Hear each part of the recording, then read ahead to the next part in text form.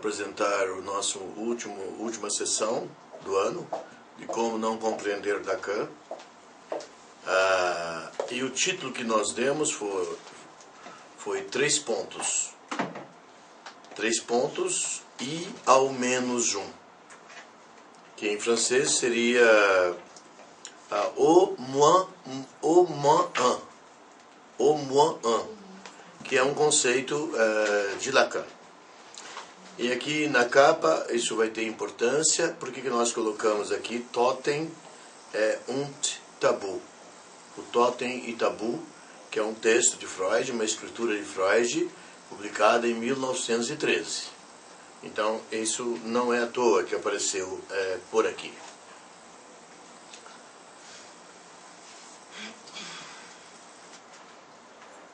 Pensar a psicanálise, né? O objetivo do nosso seminário é pensar. Pensar conjuntamente.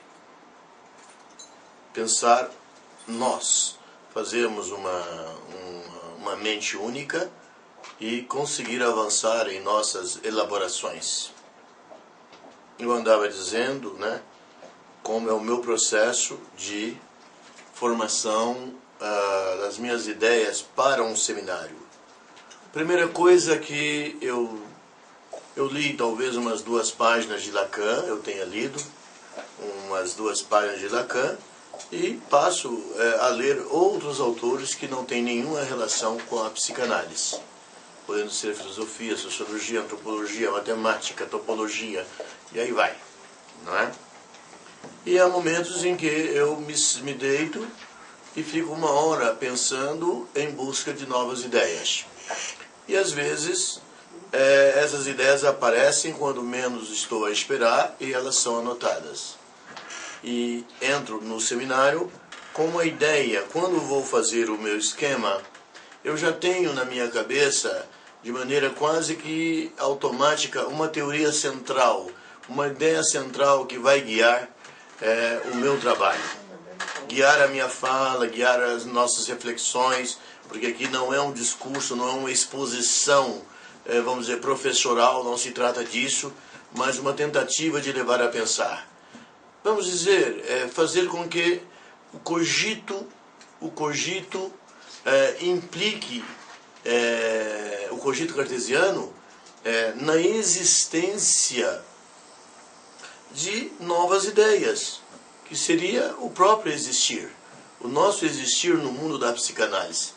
É disso que nós vamos tratar aqui hoje. Novidade? Sim. É bem provável que a gente tenha trazido uma novidade, porque esse conceito de Lacan, ao menos um, não. Ele não é, eu diria que ele não é, no que ele faz semblant, uma singularidade de Lacan. Ele está em Freud, mas a maneira com que Lacan o utiliza e o reelabora torna esse conceito um elemento importante para que nós possamos manejar a sessão de psicanálise, manejar esse vínculo analítico, ou discurso analítico, o discurso da estética, que são, acabei de citar, fenômenos que ocorrem no setting analítico. Eu queria invocar aqui alguma coisa do pensador atual, do filósofo italiano Giorgio Agamben. E vamos invocar aqui a questão, hoje também nós vamos abordar ao menos a questão do gozo, da linguagem e outros aspectos correlatos. A primeira frase a gente pode até dizer que a linguagem é o gozo. O gozo é a linguagem. Não há linguagem sem gozo. Não há gozo sem linguagem. Isso já podemos afirmar. Mas no sentido de aprofundar ou de analisar a maneira com que nós pensamos, o Giorgio Agamben, ele fala na ideia com I minúsculo, na linguagem, a ideia da linguagem. Quer dizer, quando nós trabalhamos com a linguagem, nós temos uma ideia simples, com I minúsculo, que é trazida pela própria linguagem. Porque a linguagem, a gramática, a estrutura de um idioma, ela traz pensamentos e ideias embutidas. E o grande perigo para que nós não tenhamos uma evolução intelectual, eu diria, muito boa ou fenomenal, é ficarmos apegados a essa ideia pequena que está no mundo da linguagem, do idioma, da gramática, do discurso, da linguística. E aí ele fala em outra coisa, em ideia da ideia. Ideia da ideia. Ideia da ideia. Ideia é em I maiúsculo, que é uma palavra grega. A ideia é criada por Platão, que mostra a ideia pura, independente da matéria ou do objeto a que essa ideia se refere. A ideia pura, ou as formas também, as formas mentais puras de Platão. Então, eu pergunto, vamos ficar no nível da ideia da linguagem, na linguagem, ideia com I minúsculo, ou vamos ficar no nível da ideia com I maiúsculo, da própria ideia? Se nós estamos aqui estudando o que Lacan pensara, depois do que pensara Freud, e agora nós vamos construir aquilo que nós pensamos, a partir dos nossos estudos, da ideia com I maiúsculo, e também da nossa prática analítica, do nosso contato com os pacientes, com os analisandos, que eu digo que tem um poder de formação, um poder de dar ensinamentos, que eu diria que esse poder é incalculável. Ele não pode ser avaliado na sua magnitude. O que nós podemos aprender com os nossos analisandos, tendo como distância o que está entre o divã e entre o sofá do analista. Então, esse livro de Giorgio Agamben, que é simples e eu recomendo, que é a ideia da prosa, né? A ideia da prosa, Giorgio Agamben. Não é um livro especificamente de psicanálise, mas ele nos ajuda do ponto de vista de uma episteme poética, de uma episteme criativa, de uma epistemologia, de uma teoria do conhecimento criativa. Porque o analista, ele tem que ser um criador, porque às vezes na sessão de análise nós rompemos com a teoria. Às vezes a gente diz algo completamente ao contrário na teoria da sessão, que é a interpretação, que é a pontuação, que é o corte, completamente o contrário daquilo que nós defendemos do ponto de vista do discurso analítico no campo da teoria. Então o analista tem que ter a capacidade de arrebentar estruturas da linguagem. Arrebentar, enfrentar essas estruturas da linguagem para que ele não fique preso nessas estruturas de linguagem, onde a pequena ideia rola, e ele ande para o campo da grande ideia. Da ideia com I maiúsculo e sem o I. Ideia. É essa a força que o analista tem que ter em si mesmo.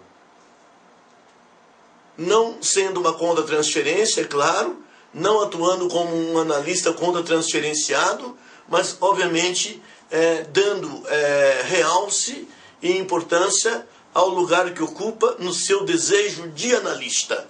Porque o desejo de analista e o papel de objeto pequeno a que ele ocupa, é nisso que ele faz semblant, eventualmente ou sistematicamente, terapêutico para o seu analisando. O PIR. 3 pontinhos, o PIR. 3 pontinhos, ou pior. A gente se despede esse ano deste livro de Lacan,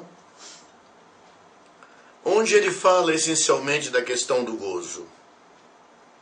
Ou pior, um nome engraçado, um nome bastante bizarro, né? Coisas que é uma coisa muito própria de Lacan. E nós falamos no início do nosso seminário sobre a cornerie, quando Lacan elogia a connerie. Connerie é a estupidez, a imbecilidade, né?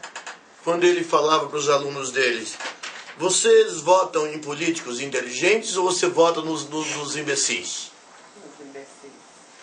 Ah, vocês votam nos políticos inteligentes? Que errado, que bobagem. Vote naqueles que têm a connerie, que têm a estupidez. Vote nos estúpidos. E o que Lacan queria dizer com isso? Foi difícil compreender. Na verdade, quando ele falava da estupidez dos políticos, ele queria também falar de uma estupidez dos analistas. O estúpido, a estupidez do analista é aquela capacidade de pensar, isso que eu estou procurando agora, que é a ideia da ideia. A ideia da ideia. A ideia da ideia pura de Platão, das formas de Platão.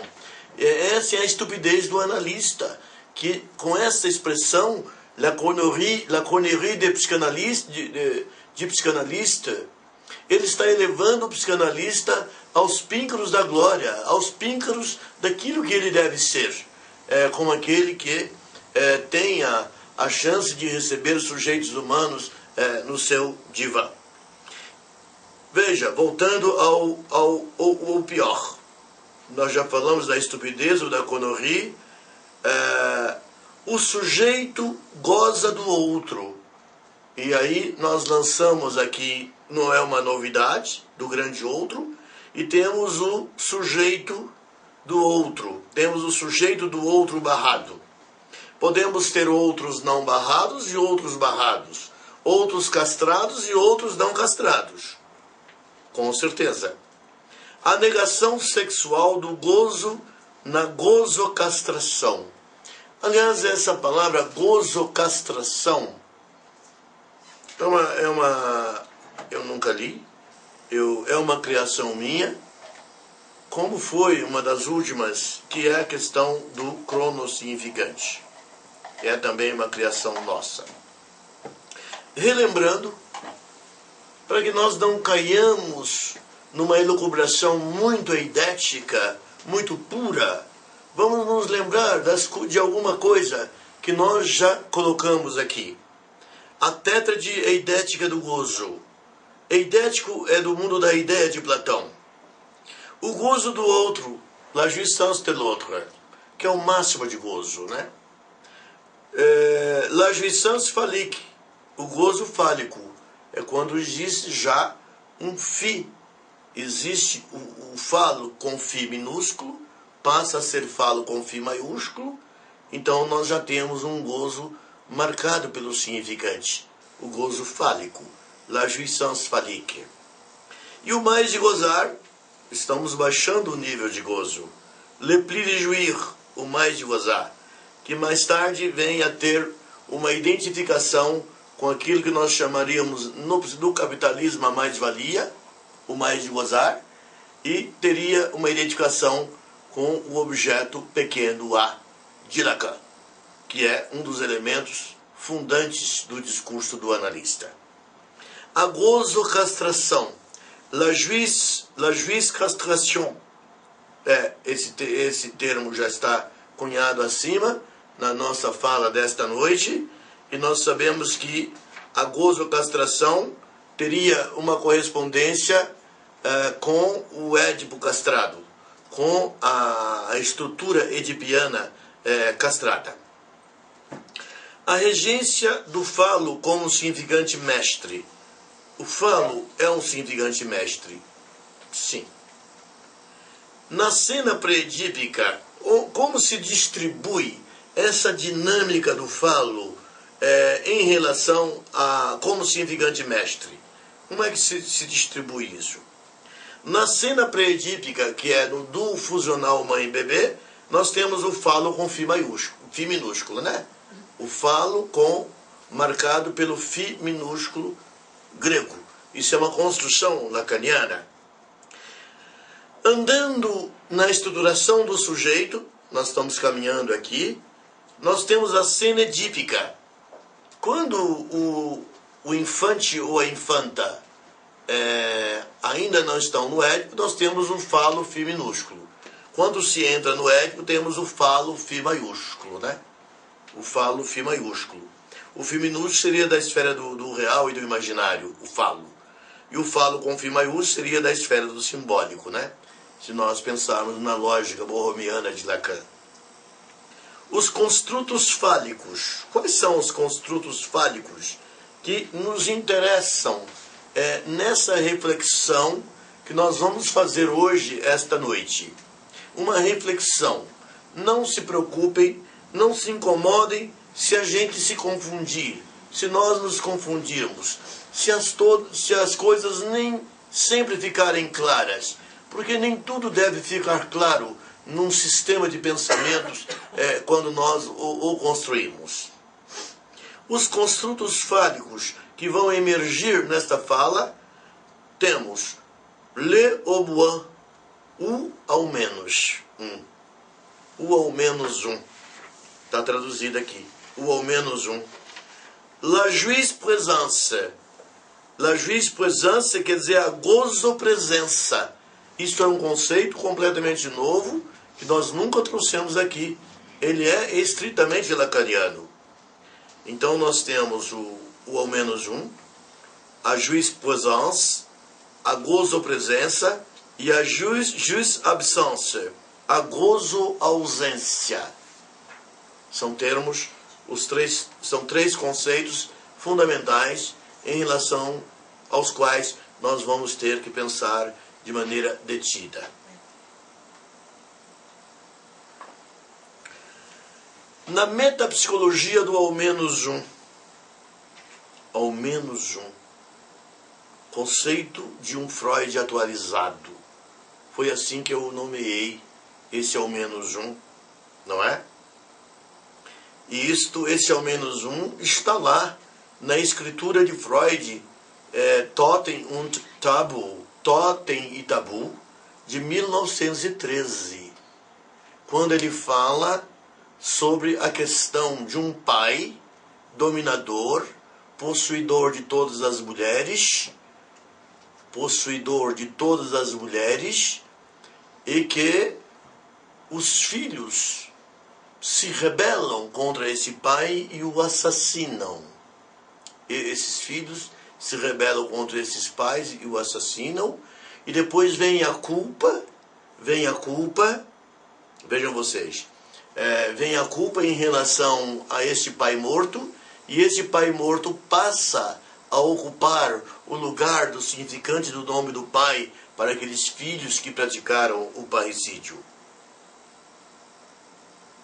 Então aqui nós colocamos a questão como Freud lança o ao menos um. O ao menos um é esse ao menos um não castrado de Totem e Tabu.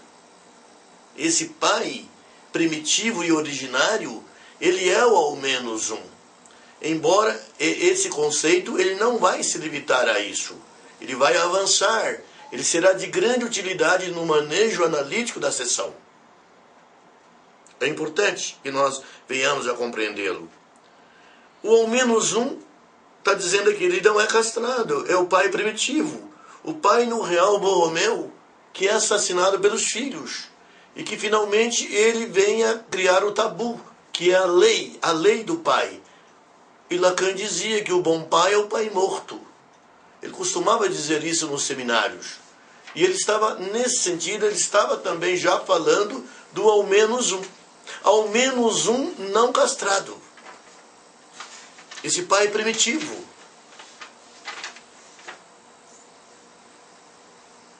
E aí, o parricídio em Sófocles. Quando eu falo do parricídio em Sófocles, nós estamos falando de Édipos Tiranos, da peça Édipo, rei de Sófocles, né? Em que Édipo assassina o próprio pai Laio, né? O parricídio em Sófocles, culpa e castração do filho no simbólico Borromeu. E aí, isso sintetiza, eu diria, deste mito edipiano escrito por Freud de maneira mítica, incrível, com um certo pendor antropológico, com um certo pendor etnológico, como só ia acontecer ao nosso grande gênio da psicanálise, o criador da psicanálise. Um homem que com 12 anos falava já 15 e lia 15 idiomas. Freud. Então já entramos na questão do ao menos um. O moins un, um conceito lacaniano, mas um conceito que tem, com certeza, as raízes plantadas lá nas escrituras fundantes de Freud, no que concerne à psicanálise. Na triangulação edípica está a posição do infante. Vamos voltar aqui um pouco no que concerne a estruturação do sujeito. O bebê na língua, claro, nós estamos falando de ao menos um, a linguagem e o gozo. O bebê, ele entra no mundo pela via da língua, não é isto? Pela via da língua. Então, o bebê na língua, ele é um ao menos um. Ele é um ao menos um, tal qual está colocado em Totem Tabu. Porque ele é um ao menos um primitivo. Ele tem ideias primitivas. Ele faz homologia com esse pai totêmico de Freud, de Totem Tabu. Ele está na língua. Ele é um ao menos um primitivo.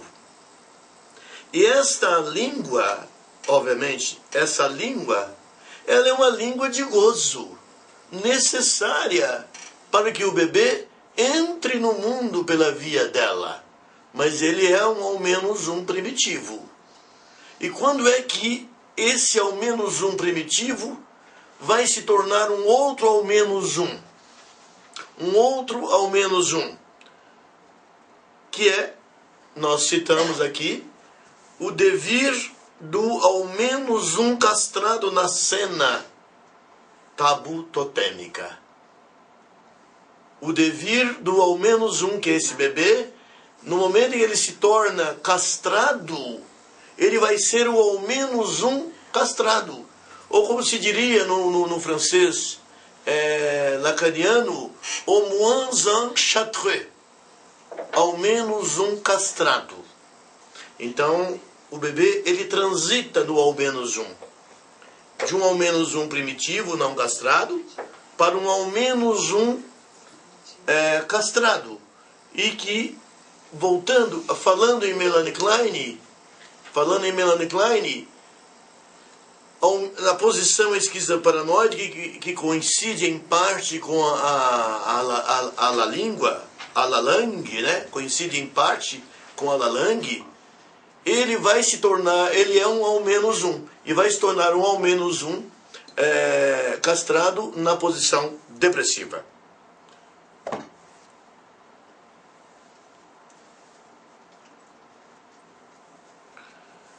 Não há gozo sem linguagem.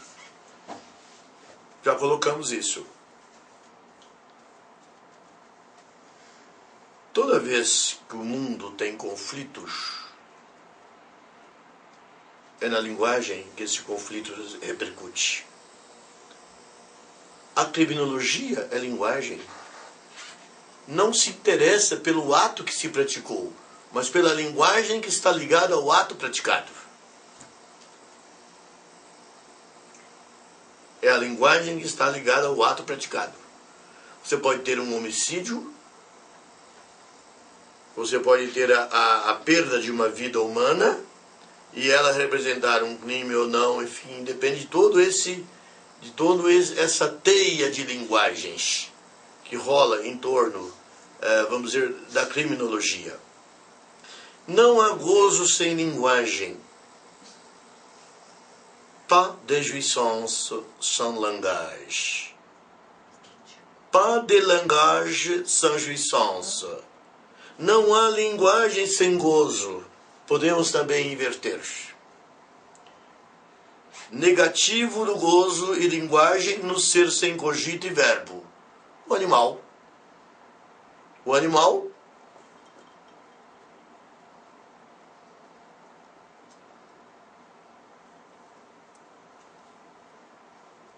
O animal, ele tem uma programação instintual. Portanto, ele não tem.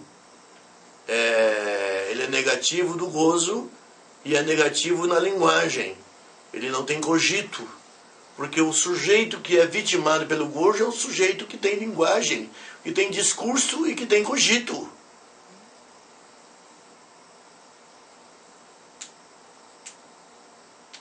O vazio da pulsão real, a pulsão selvagem, a pulsão bruta, a pulsão não trabalhada, né?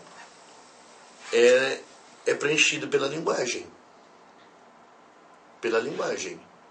Quando alguém quer atacar o outro, o que se utiliza? A linguagem. Talvez os ataques físicos sejam mais aceitáveis dentro da criminologia contemporânea do que os ataques com linguagem. Os ataques com linguagem são os mais duros e mais severos e mais graves do ponto de vista do delito. Ok. O pai na condição de ao menos um. O que é o pai?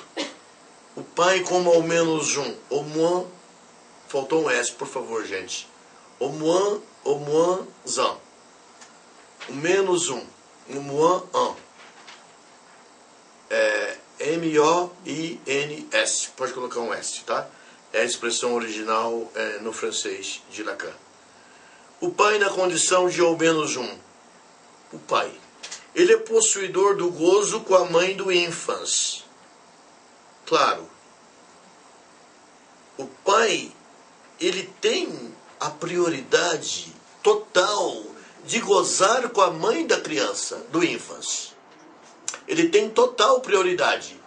E se de alguma coisa repete o pai, o pai como ao menos um primitivo, o pai totêmico de Freud. Ele é possuidor de todos os privilégios do gozo com a mãe do infante ou da infanta, o pai, com a mãe, exatamente. Nós estamos falando aqui em termos de família tradicional. As famílias neofamílias, é claro, a gente tem uma maneira de abordar, não muito diferente, mas com grande semelhança, mas com algumas nuances diferentes. Então o pai é possuidor do gozo com a mãe do infante. Esse gozo, se o infante ou o infante ou a infante quiser também ter esse mesmo gozo que o pai tem, como ao menos um, as coisas se complicam, não é? Seria uma repetição orgiástica do primitivo totêmico? Esse pai como ao menos um é uma repetição orgiástica do primitivo totêmico. Mas a coisa não pode parar por aí. Nesse nível totêmico. No movimento da lógica borromiana de Lacan, nós temos o pai Φ minúsculo, o pai com falo Φ minúsculo, que é o pai imaginário ou real. Temos o pai com Φ maiúsculo, e que representa o pai do ponto de vista simbólico. Então, se nós tivermos um pai representado pelo falo Φ minúsculo, nós não temos uma estrutura edipiana. Mas um pai com Φ maiúsculo, nós temos a estrutura edipiana, a triangulação, ou o quadrângulo pode ser, pai, mãe, cada um num quadrado. Pai, mãe, criança e o falo Φ maiúsculo, que é o falo simbólico, né?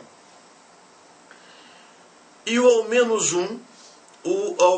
um Φ, neste caso, o ao menos um Φ, estrutura as insígnias castracionais do pai. Essa posição do pai, que antes ele seria um ao menos um com características de pai primitivo totêmico, ele passa para a posição do pai civilizado, dentro do contexto do processo edipiano ali de um núcleo familiar. Eu não sei se vocês estão me compreendendo. Que leitura é essa que nós estamos fazendo? Que a questão tabu totêmica, ela se repete em cada Édipo, em cada pré-Édipo.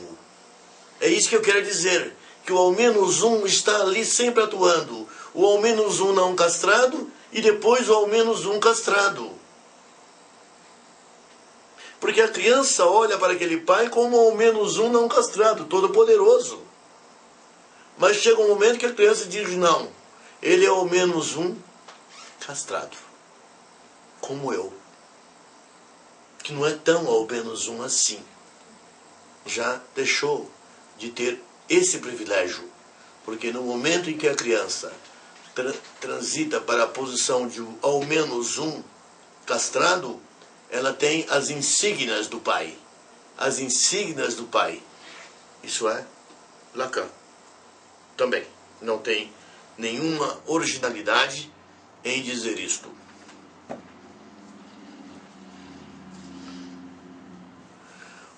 Os polos do ao menos um pós-totêmico. Os polos. Vamos lá. Aqui temos uma reta, tá? Ela puxa, ela se move à direita.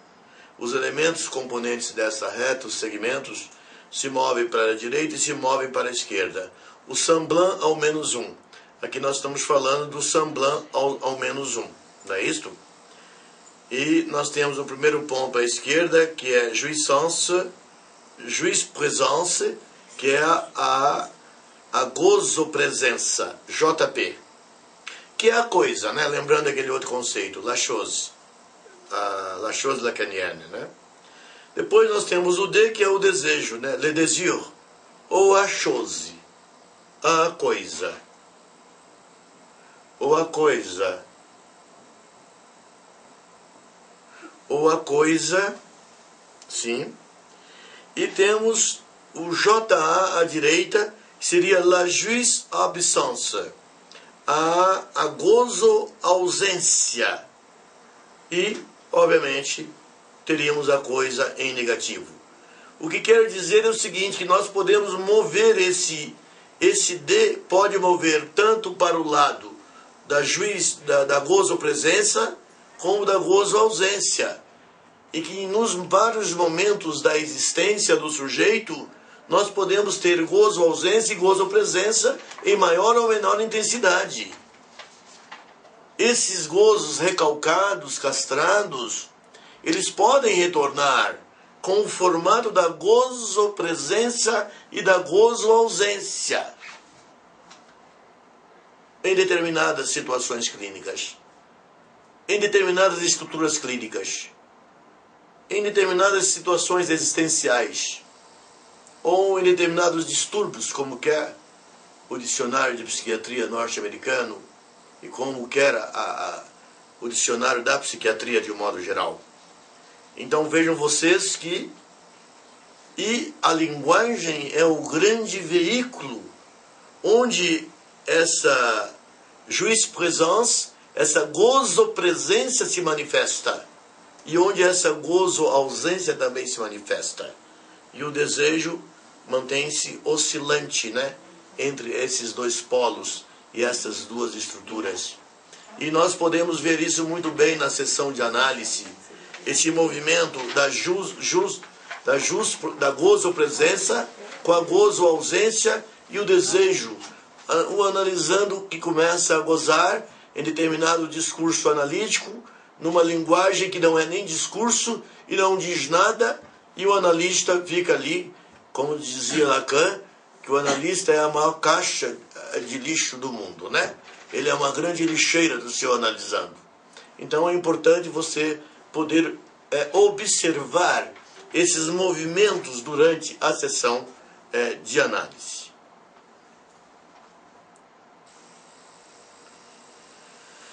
Da linguagem, o ponto de Wittgenstein e outro.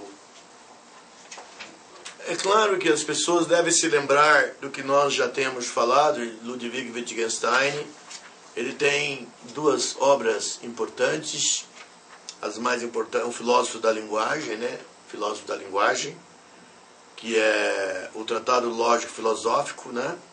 Que é uma obra importante dele. E temos também as investigações. A linguagem é gozo. Já falamos isso, estamos numa repetição. E é a morada da língua, porque a linguagem só pode surgir a partir da língua, naquele vínculo arcaico, naquele falar, naquela fala arcaica da mãe com o bebê e do bebê com a mãe, enfim, num processo de duas mãos, vai e vem. É por ali que surge a linguagem. É claro que em toda situação de autismo, em situações de rejeição do bebê, em baby blues, nós não temos a língua e nós podemos ter o aparecimento da linguagem não acontecer de maneira adequada e não, então nós estaríamos falando num dos elementos da estrutura psicótica que seria o autismo. O mundo funda a linguagem no Tratado Lógico-Filosófico. Isso é Wittgenstein, né? Quando ele dizia que o mundo funda a nossa linguagem. Tem um certo sentido. Ele achou, na primeira fase dos estudos filosóficos dele, que seria essa a versão adequada. O mundo fundando a linguagem, né? Mais tarde ele muda de ideia e diz que não, que a linguagem é que funda o mundo. Porque o nome é que funda uma coisa. Se a coisa não tem nome, e quando nós estamos pensando sobre uma dada matéria, há um momento que a gente chega e a coisa não anda mais. A ideia com I maiúsculo não anda mais. A ideia, ela para, ela fica estagnada. Então nós temos a matéria mesma, né? A matéria em si, que nós não podemos alcançar. Aquilo que Kant chamou de fenômeno. É até onde nós podemos ir. E onde nós não podemos mais ir, ele chamou de nômeno, não foi isso? O Kant. Então a coisa é complexa. Eu entendo que também o mundo cria a nossa linguagem, com certeza, entendendo o mundo como tudo que é discursivo. Vamos dizer, os outros parentais, os grandes outros, os pequenos outros do mundo, todos eles estão colocando marcas linguísticas, estão aumentando a nossa cadeia de significantes que circula no nosso inconsciente.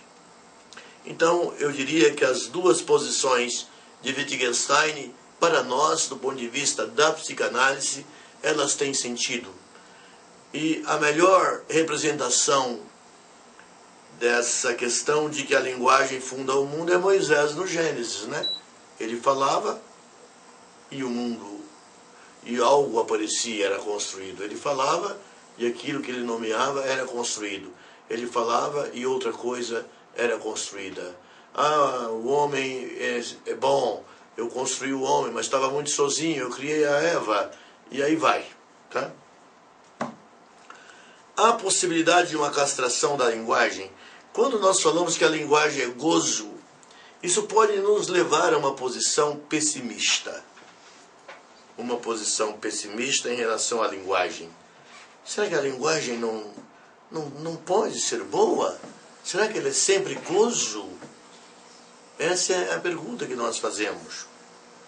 O que faz semblant na pulsão? O que faz semblant na pulsão? Para a gente compreender isto. Essa é a questão da linguagem. A linguagem pode ser boa? Ou ela é sempre gozo? Essa é uma questão que ele tem que colocar aqui. O que faz semblant na pulsão? O que faz semblant na pulsão? É claro que na pulsão nós temos o afeto e o cogito, né? Temos as emoções, os afetos e o pensamento. Os pensares, né? Estão lá. São dois elementos da pulsão. E a pulsão é que é castrada, né? No momento que a gente quer fazer um novo ao menos um, a gente castra a pulsão. Ela é desmontada, a pulsão, e imersa na lógica do outro barrado. O outro barrado é o que castra, né? L'autre châtre. é aquele que castra, né? E é chamado l'autre barré em Lacan. Vejam bem, nós estamos aqui tentando ver se há alguma possibilidade de uma castração da linguagem, e temos uma linguagem boa. Claro, sair da ideia na linguagem. Sair da ideia com I minúsculo, é com I, se não tiver com I minúsculo pode pôr. Sair da ideia com I minúsculo da linguagem, o mundo do intelecto, e entrar na ideia com I maiúsculo. Ideia, a ideia platônica, a ideia construída por Platão, como representando o mundo puro da razão e do conceito, sem uma vinculação direta com a realidade. Então é possível, sim, que nós possamos castrar indiretamente, através da castração da pulsão, do afeto e do cogito, castrar a linguagem e tê-la como um elemento bom, de alguma forma. Também pode ser, então ela é gozo, mas ela também pode ser desejo, né? Ela pode ser veículo do discurso do desejo. Ou será que em todo desejo também há gozo? Sim, nós podemos dizer que há sempre gozo. Temos o mais de gozar e temos a juiz ausência, a gozo presença e a gozo ausência, que são várias gradações de gozo que estão ali em torno do desejo. É claro que o desejo... Eu andando analisando, me procurou certa feita e eu perguntei, qual o motivo da sua análise? Ela me respondeu, amo o meu marido muito, vivi com ele 6 anos, eu não o quero mais porque eu estou em busca de uma paixão na vida, mas eu o amo.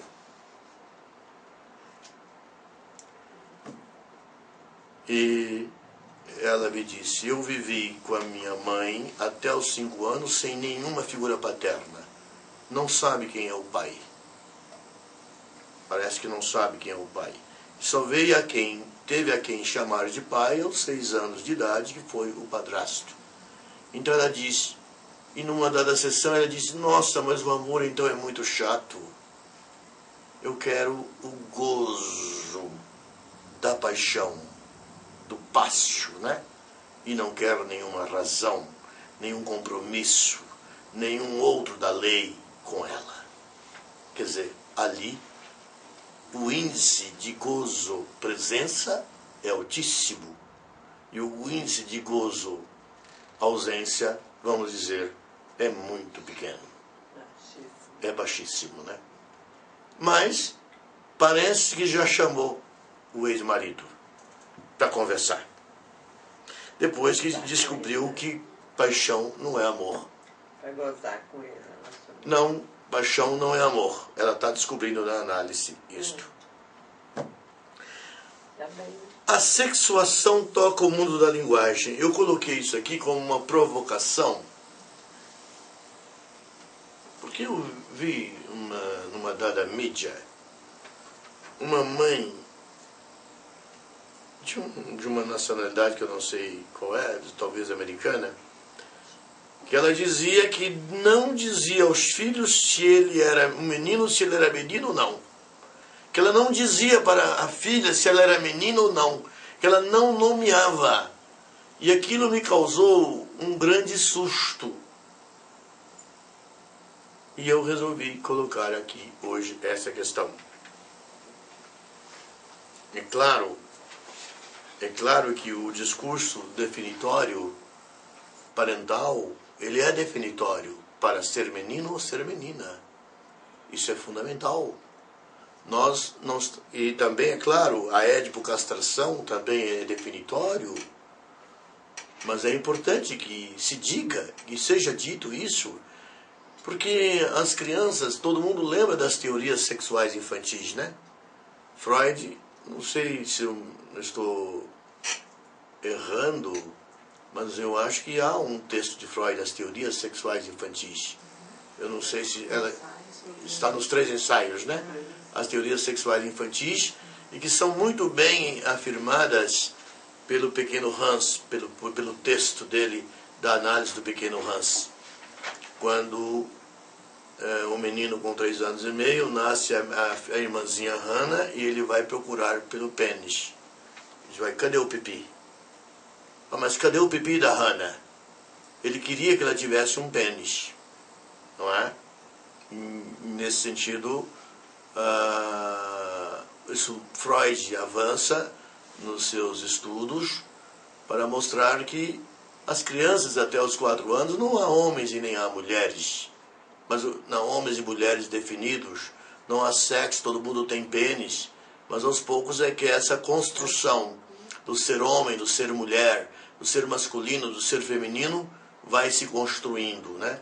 Embora nem sempre aquilo que os pais colocam no discurso é aquilo que vai acontecer, porque há todo um processo borromeico, de real, simbólico, imaginário, um processo de alienação, processo de fading, etc., para a construção do sujeito.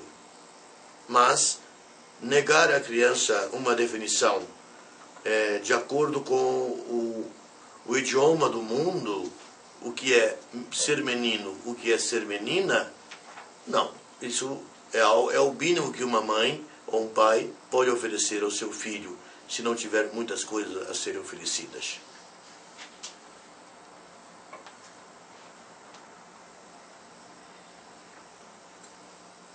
Lacan fala: o que vem a ser a mulher, como não toda. Eu vou ler o texto todo e depois eu vou parar em alguns itens. O que vem a ser a mulher, como não toda, ela não está contida na função fálica, mas nem por isso é sua negação. Sua forma de presença está entre o centro e a ausência. Centro, essa é a função fálica de que ela participa singularmente, posto que o ao menos um, que é seu próprio, é seu parceiro, no amor renuncia a tal função por ela. Esse ao menos um, que ela só encontra no estado de ser apenas pura existência. A ausência é o que se lhe permite deixar aquilo por cujo meio ela não participa disso, na ausência que não é menos gozo por ser ausência de gozo, absence, gozo, ausência. Quando ele fala aqui da mulher não toda, ele está dizendo que a mulher ela é incompleta. Se a mulher não tem pênis, se a mulher é castrada, ela é patute, usando a expressão francesa, né? Ela é patute, não toda. Então ele diria que há uma falta. Il y a quelque chose qui manque, não? Il y a quelque chose qui manque, e c'est le phallus. E eu falo, né? Eu falo. Ela não está contida na função fálica. Lacan diz que a mulher não está contida na função fálica. Mas aí ele brinca. Ele faz brincadeiras. Mas nem por isso é a sua negação. Quer dizer, a mulher pode estar na função fálica, parcialmente, ou não, mas não estar totalmente. Porque a inveja do pênis, é que as mulheres feministas não gostam desse termo, né? A inveja do pênis é realmente aquilo que baliza a relação da mulher com o homem, a relação da mulher com o falo, e que frequentemente é de uma possessividade poderosa, de uma possessividade gozante. Ok? Sua forma, então ele não nega completamente. Então ele quer dizer que há uma deficiência na função fálica da mulher. E esse falo ela tem que buscá-lo a iuris, né? Ele não está lá. Sua forma de presença está entre o centro e a ausência. Vamos lá? Vamos voltar no meu gráfico para eu comentar isso. Está aqui. A forma de existência está entre o centro e a ausência, né? La jouissance absence. O centro é o desejo. e aqui jus absence. É claro que se você se move da direita para a esquerda, do já, da jus absence, para o désir, para a jus présence, você está aumentando a presença do gozo, né? É isso que Lacan quer dizer. O centro, que seria, o caso, o desejo. Essa é a função fálica de que ela participa singularmente, posto que o ao menos um, que é seu parceiro, o ao menos um, que é aquele que é portador do falo, né? E Lacan nomeia, nesse momento, o parceiro da mulher como sendo ao menos um, aquele todo-poderoso, aquele que tem a potência de ter o falo, né? Seria algo, uma homonímia ou uma similaridade com o pai totêmico, né? Singularmente, posto que ao menos um, que é o seu parceiro no amor, renuncia a tal função por ela. É claro que o homem, neste momento, que ele vira o parceiro, ele é um ao menos um onipotente, mas depois ele se torna um ao menos um castrado com todos os limites, especialmente no mundo contemporâneo, onde a mulher tem o poder de castrar o seu parceiro de maneira colossal. Tanto o outro feminino, como os outros pequenos do mundo, os outros do Estado, os outros da polícia, os outros da justiça, né? Tem o poder de fazer com que esse parceiro, como ao menos um, ele tem que se tornar castrado e super castrado e super controlado para que ele possa viver aquele vínculo de conjugabilidade. Ausência, aí vem aqui, ele está se referindo à questão da ausência, da jus absence. A ausência é o que lhe permite deixar aquilo por cujo meio ela não participa disso. Na ausência que não é menos gozo por ser ausência de gozo. Ele quer dizer que na jus absence, como nós colocamos, e envolvendo o desejo, como eu coloquei aqui, e a jus présence, nós temos gozo em todas as situações. E, obviamente, esse gozo ele pode retornar como alguma coisa que estava na esfera do recalcado. O texto de Lacan parece complexo, mas eu acho que, não sei, se a nossa leitura aqui conjunta pode trazer alguma luz sobre essa escritura e torná-la mais evidente, mais lógica e mais provida de conceitos que podem ser isolados e compreendidos. Muito obrigado.